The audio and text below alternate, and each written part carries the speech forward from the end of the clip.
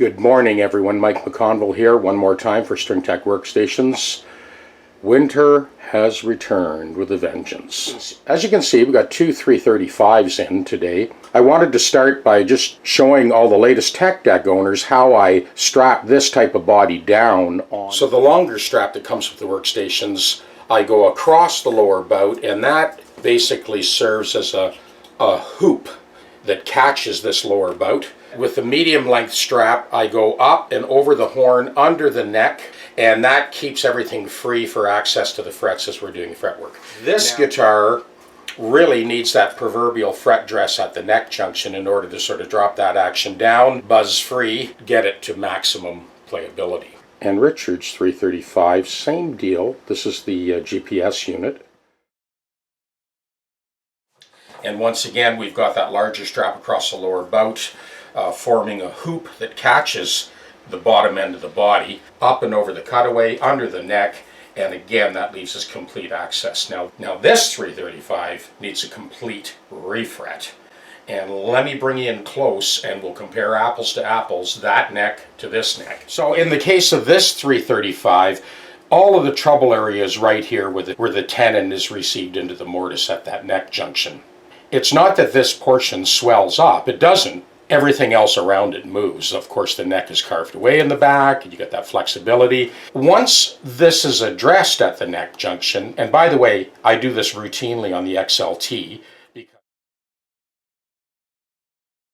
so the body's fully supported, held in place. It's not going to shift or wobble or be crushed by excessive force.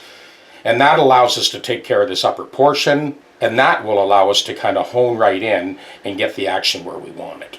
Now with Richard's 335, it's a whole different story. What's happening, and I think the camera's picking this up, from here to here you got the neck kind of humping up, and then you've got that huge amount of relief, and then it kind of swings up at the bottom end. There is not enough adjustment in this truss rod. For years he's gone to shop after shop after shop, and their only solution is to raise up the action until it stops buzzing. So unfortunately, this guitar has sat in its case unplayed for years. We're going to take care of that. We'll be removing all the frets, correcting the fingerboard, all new frets, and he will have complete control over the lay of the neck, the action, and the playability. So first thing is to get this pickguard off and set it aside until the very end when we're completely done the job.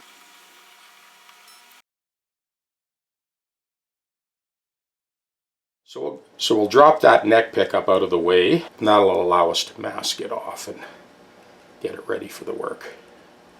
Same deal here for Brendan's guitar. We'll get that pickguard out of the way first and tuck it away in the case until we get right on the home stretch. Yeah, the neck set looks good on this one as well, so we'll be able to drop that neck pickup down out of the way. Beautiful. Strip off the strings and hardware.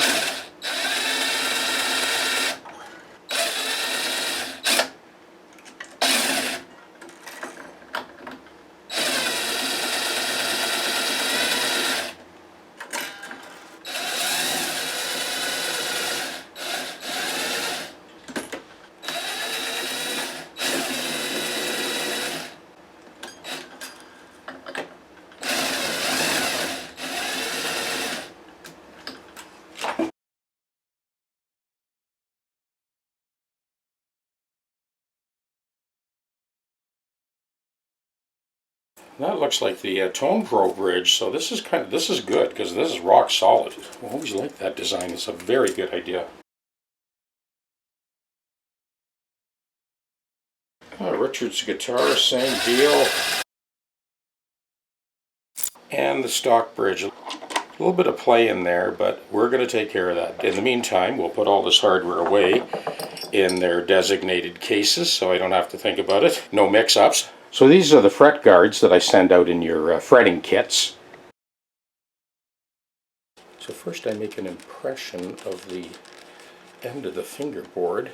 I'll cut that out first. Trace those cutaways.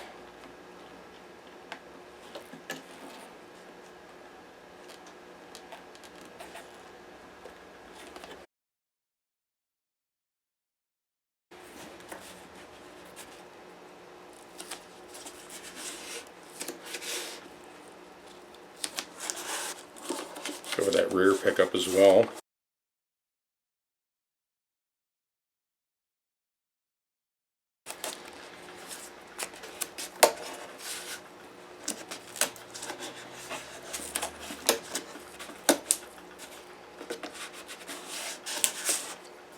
That's Brendan's guitar ready for action.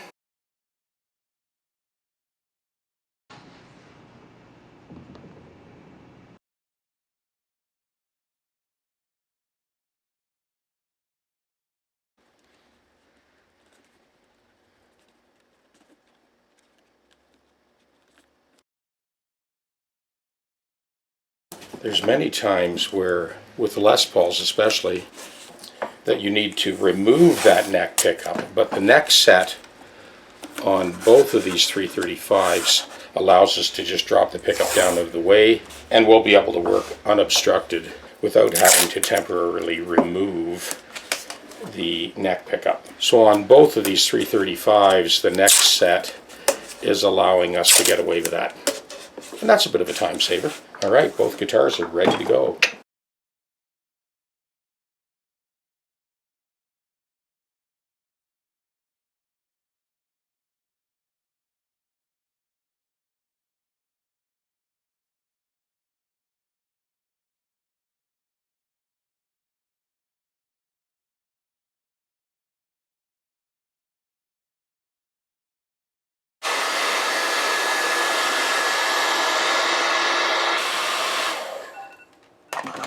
There's our 4 minutes. Oh, that's nice. So of course this is a super glued, not a whole different story. Still 4 minutes though.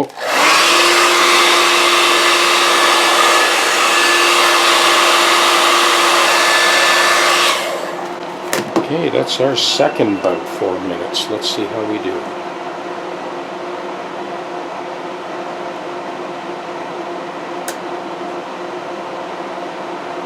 Oh, look at that. Hallelujah. That's as clean as it gets.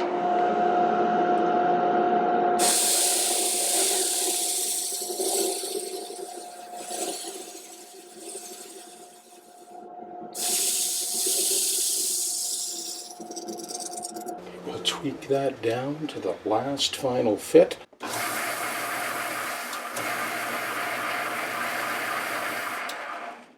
So here is the press fit that we got on Richard's guitar. So what's happening here is we're restoring the structural integrity of the headstock. That nut blank cannot be loose or tight. It has to be a perfect press fit. No wiggling, no wobbling. That one is 100%. Same deal with Brendan's guitar. No apparent looseness or tightness. Press fits into place. This is where the rubber hits the road, doing that radius on the underside of the shelf. Watch how fast this goes.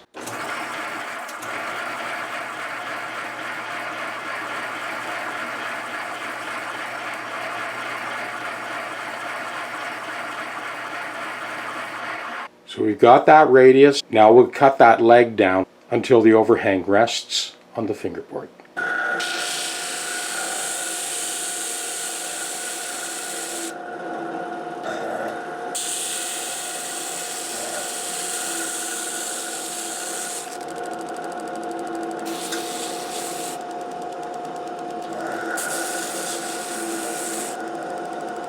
So I made that little concave storyboard. I'm going to use that for tracing to make a convex storyboard. So that's what we got. This I'm going to hit on the disc sander. So there's just a hint of that pencil line. That's what we want to see. So I've traced that onto the shelf, and now we're back to our drill press radius disc sander. Here we go.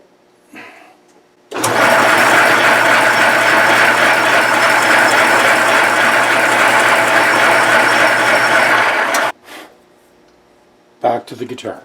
So there's the fit on Richard's compensated nut, and here's Brandon's. So now we'll radius the crown of both of those nuts.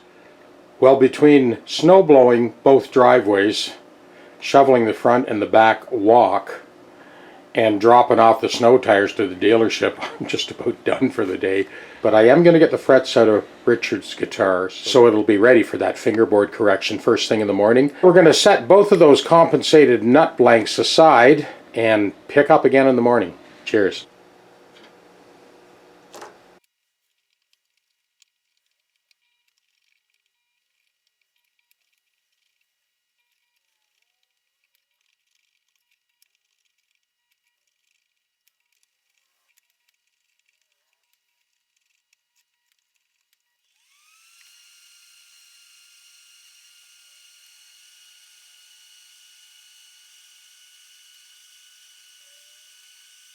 Gibson has been the envy of the guitar industry for years for these little plastic nibs that cover the ends of the frets.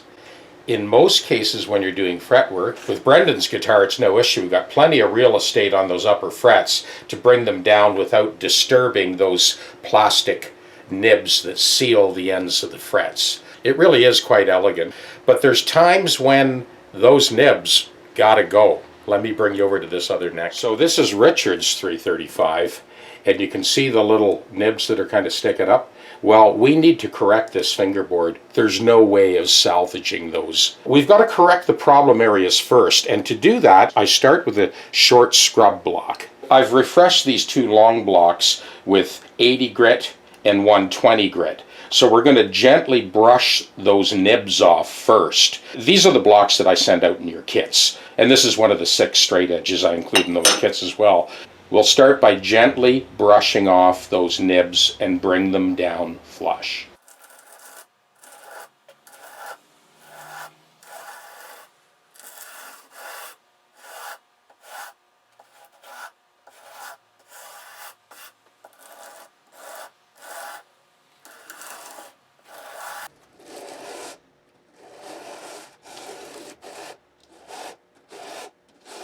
So I'm following up with a 120 grit.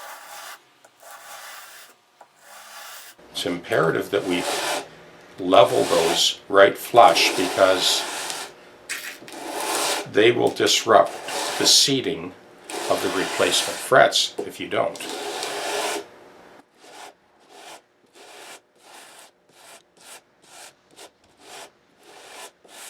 So just to give you an idea of how much tension there is on that truss rod, I'm loosening it right off first. That's completely loose.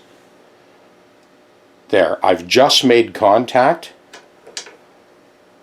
We're going to give it about a third, just a little bit of a rotation. So we want tension on that truss rod, and this was the source of confusion in my level 2 classes. So I'm going to explain it again. If you have a little bit of tension on that truss rod, we're about to true that neck up dead straight along the trajectory, the string path, respecting the radius. When you have that tension, even without any string tension on at all, when you back it off, you get a little bit of relief. So what that means in the long run is any string, any tuning, you will always have control of this neck. So the first thing we got to do is take care of this hump here. That is the reason that this guitar was just passed from shop to shop to shop. First reason, nobody wanted to mess with the famous Gibson nibs. They don't do you any good at all if they prevent you from getting the lay of the neck perfect. And that's what we're about to do. So the first place to start is the highest part of that rise. This is the scrub block that you get in your kits. So we start here and take out the highest part of that hump. Checking it as we go. It's a 10-inch straight edge. There's still quite a bit of gap. Look at this. You still got quite a bit right here. So I'm not going to a bigger block yet. I want to take care of the problem area first.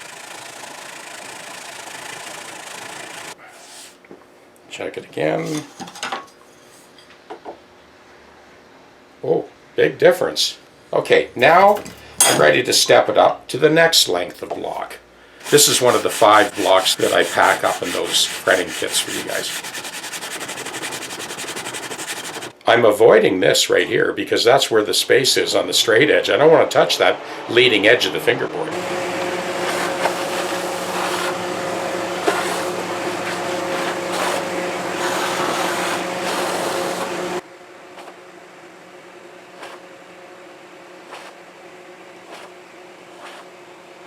looking at this now, and it's definitely looking much, much, much better. The next challenge is this space here. But that space isn't the problem. It's this area here where the neck joins the body. So next we need to scrub down this area and get that so that that straight edge just about touches all the way across.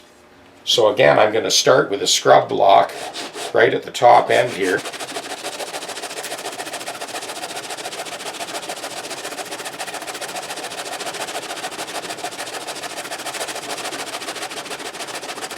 So I'll check that first with my shorter straight edge.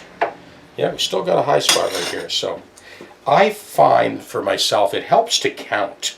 So I go 1, 2, 3, 4, 5, 6, 7, 8. That brings me across and then back.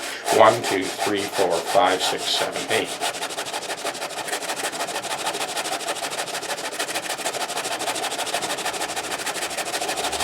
Check that again. That's looking good.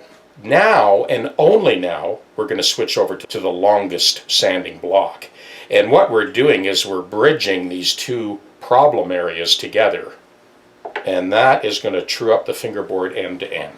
I'm starting with the 80 grit.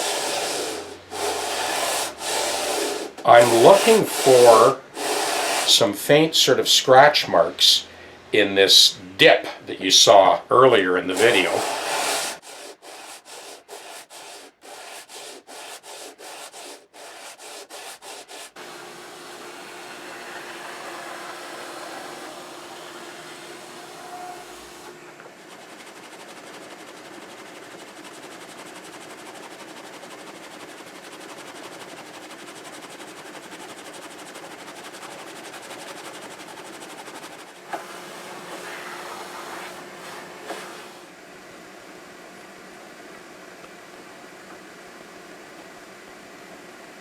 So because this was so extreme, we need to kind of check as we go to make sure that we've got enough depth in that slot to receive the tang of the new frets. This is a Japanese saw that I got at the local surplus store, and it cuts on the pull stroke.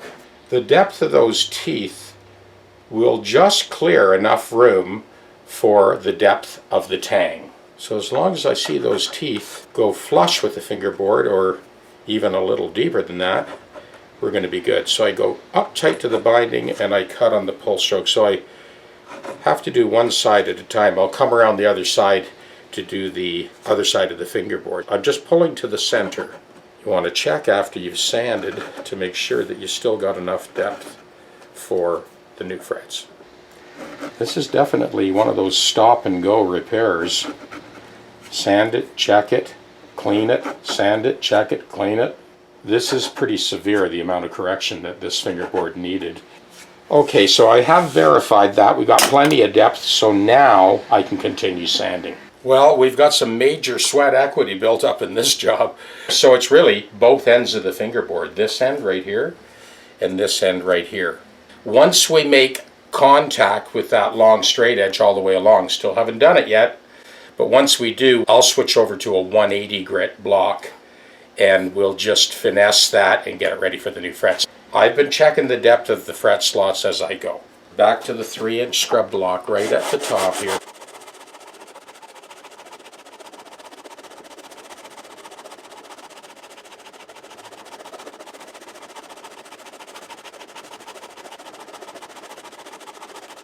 And this end.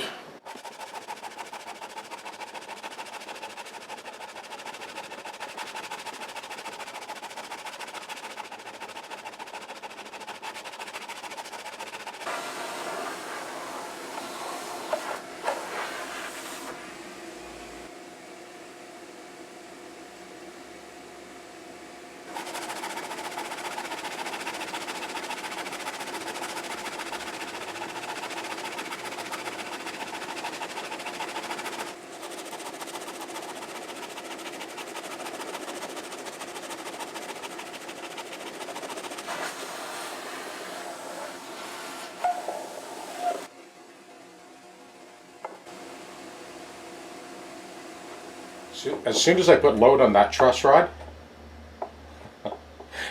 This came right back, and this side too. I'm going to have to resort to scraping to get that out, and we'll check it again. I'll put the radius back in once I get this corrected. Oh yeah, it's doing it. This is pretty radical stuff. I haven't come across one quite this bad before.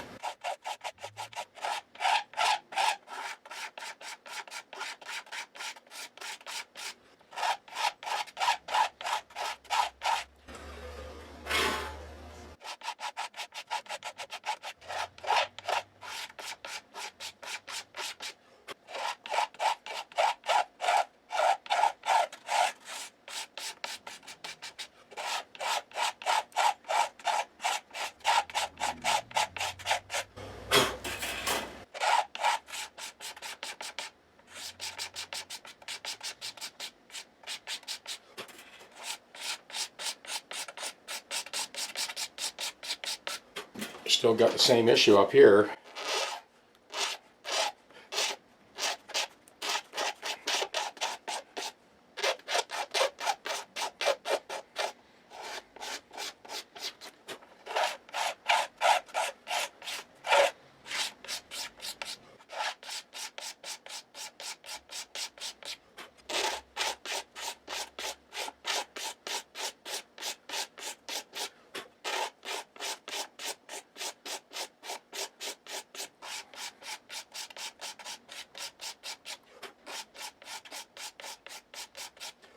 Before we finish up with the sanding blocks and reestablish that radius, I'm just triple checking the depth of these slots to make sure we can get a fret in there. Yeah, this is pretty wild. The next thing we're doing is we're tying this all together. There's still some spots in here that were never even touched. So I've gone back to the long sanding block and I'm going to restore the radius and tie the whole fingerboard end to end so it's dead straight. Boy, you're fortunate to get a front row seat on this one, man. This is the absolute worst case scenario.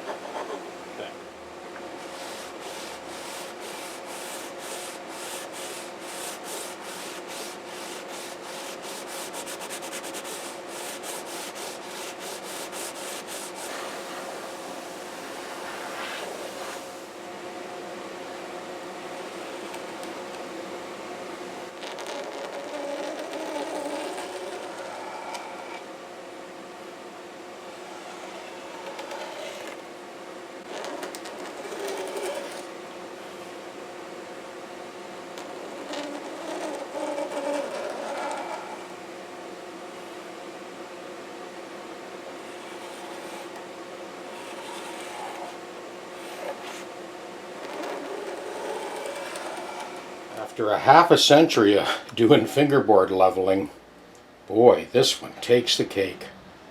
That's our radius. Yeah, that's pretty well right on the money. So see that third position marker? It's starting to bleed through. That's how much we had to take off at the top end. See that last position marker? Same deal. There's no way that you were going to do this with one beam along its length. Not a chance. And you remember how warped that neck was? Okay, have a look at this. That's what we got now. The big major hump between the second and fourth fret is completely gone. After doing this work for half a century, I don't know if I've ever had to do that much fingerboard correction. Okay, well, we've arrived. Now we're ready to put frets in. But one more thing I want to mention. So for any of you that have been following my channel and saw that 1951 Epiphone fingerboard where the guy had rounded off the edges. Just about killed me. This is actually sharp to the touch, and that was the point I was making in that other video. When I feel that, it's actually sharp.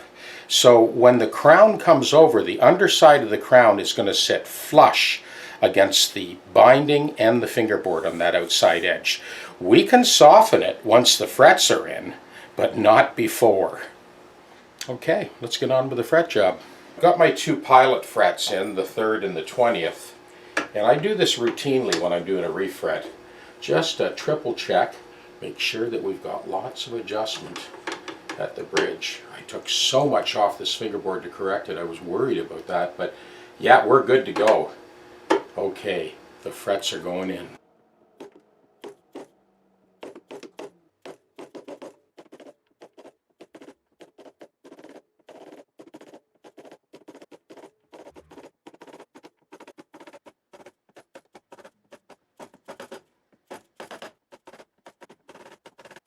So before I do my final edge dress, I just wanted to bring you in to show you this is my initial rough cut fit.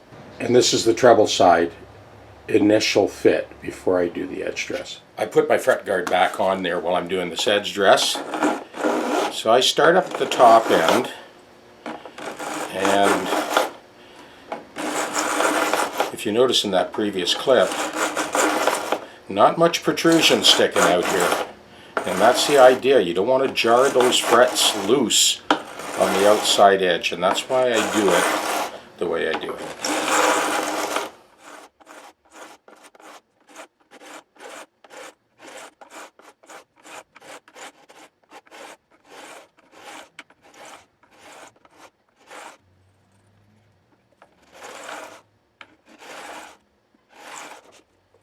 Our edge dress on the treble side, same deal. There isn't enough fret protruding for you to knock it loose, and that's where the frets typically loosen up in those outside edges.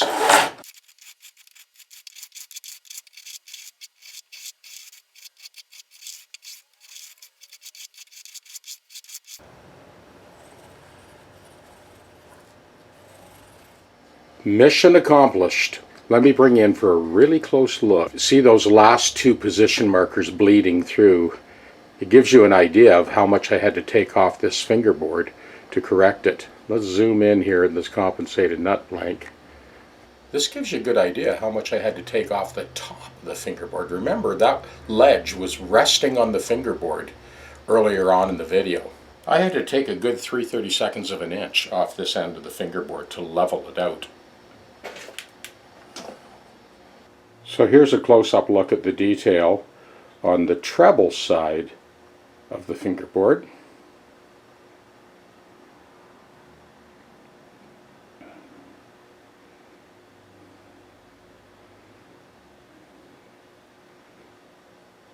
So this is our completed fret job. In the morning I'll finish up that compensated nut, throw some strings on this thing, and Richard will be able to play this flawlessly for the first time since he bought it all those years ago. Welcome back, everyone. Mike McConville here again for StringTechWorkstations, Stratford, Ontario, Canada. Traditionally for me, Friday is sort of a clean-up day, Friday morning. So I sort of cleaned and swept and then reloaded both TechDecks. So I'm ready for the day today and the coming week, next week. So I typically do this once a week. Kind of sweep and clean and then reload all the tools so they're all ready to snap up and go. Of course we've got these two 330. Of course we've got these two we've got these two ES335s that we're going to wrap up today. So this 335 of Brendan's, it needs that typical fret dress at the neck junction. Of the 6 straight edges that I supply in the fretting kits, it's this 10-inch one that I use probably the most. It allows me to sort of check the neck in thirds, sort of bottom third, middle third, top third. So when I lay that straight edge from the 1st fret to the 11th fret, the neck is very straight, no issues whatsoever. So I've got a 3 thou feeler gauge here, and I can run that along and it does not slip under. There's the outside of the neck, here's the middle. Perfect, perfectly straight. There we go. When I go to the middle of the neck and do that, okay, we got a little bit of relief here. Let's go to the center. Same thing. Okay, now we need to level this dead straight. And I've got the truss rod adjusted. Yeah, it's going under here as well.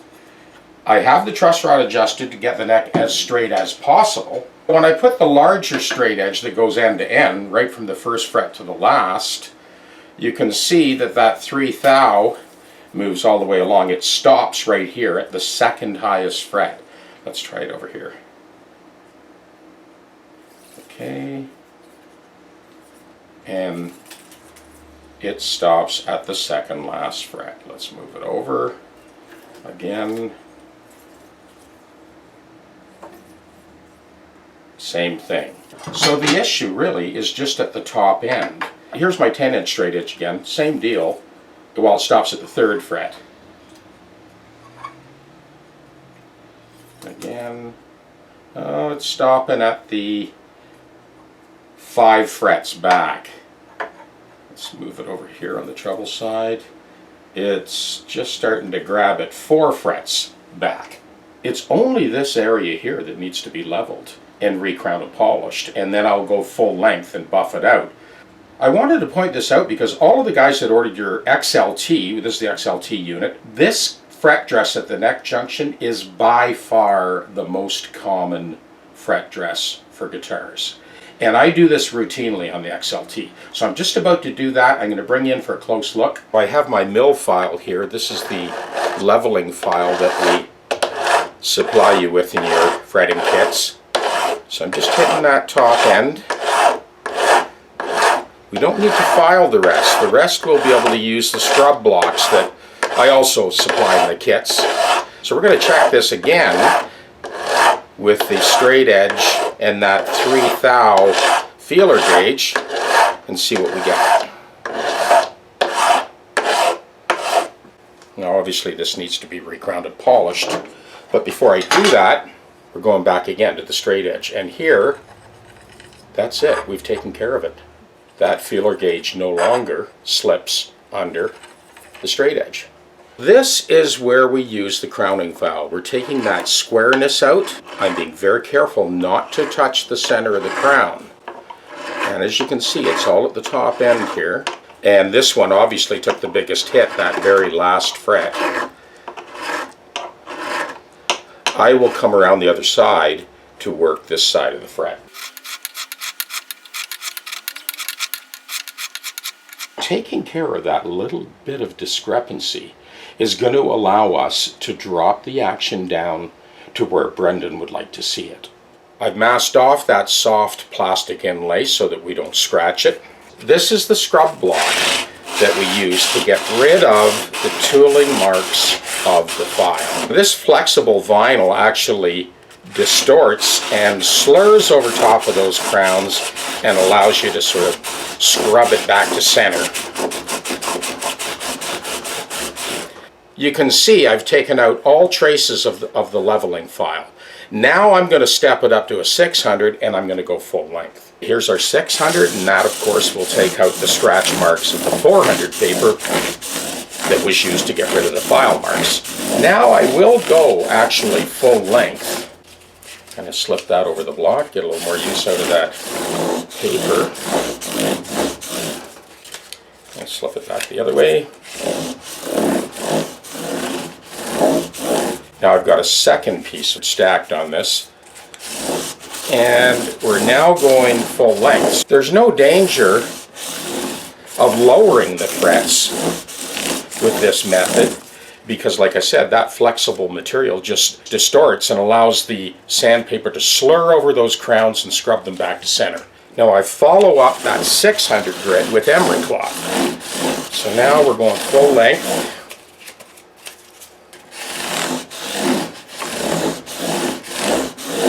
We'll follow this up with the buffer. The 600 grit And the emery cloth was enough to take out all trace marks of string wear in those upper 8 frets. We've got the thing dead flat, we're going to buff it out, and then we'll get on with the rest of the job. I load up that wheel with some jeweler's rouge. Now we'll bring this to the final sheen.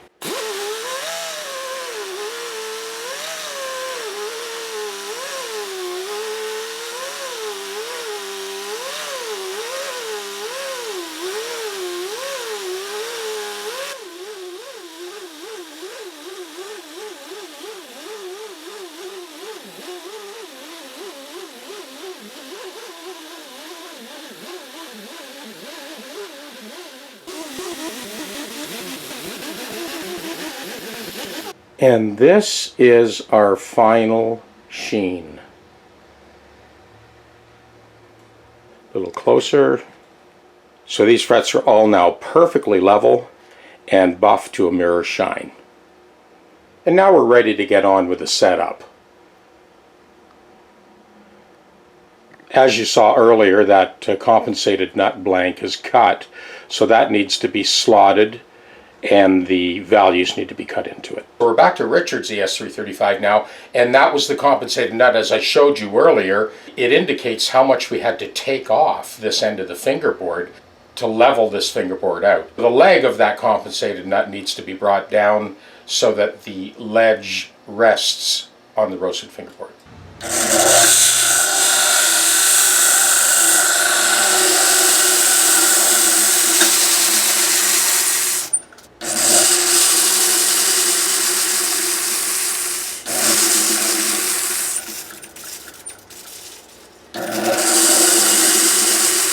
So another tip I wanted to give to you guys regarding the leg that fits into that slot, the slot that the nut rests in is not quite level. So on the base side it's still sitting a little high, so I'm going to start on that outside edge.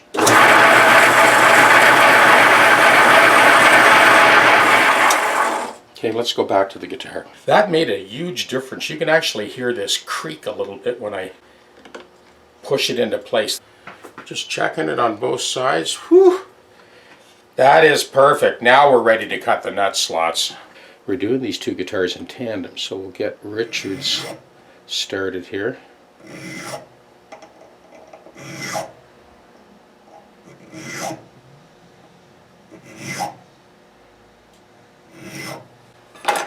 Let's switch over to the this is the bass. It's a low E. It's my 36. And flip it, this is 55. This one's 50. This one's 42. 26. And the last two I just used the 16. Okay. So the fit of the bridge on the post is actually a good press fit, but we want to get rid of this. See that? Just wrap those threads in some Teflon tape. And now we got this. Get this one.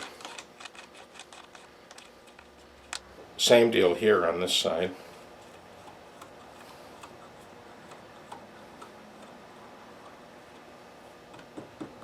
That's what we want. Now this is just as solid as that Tone Pro. There's no movement in that at all. Let's get the strings on.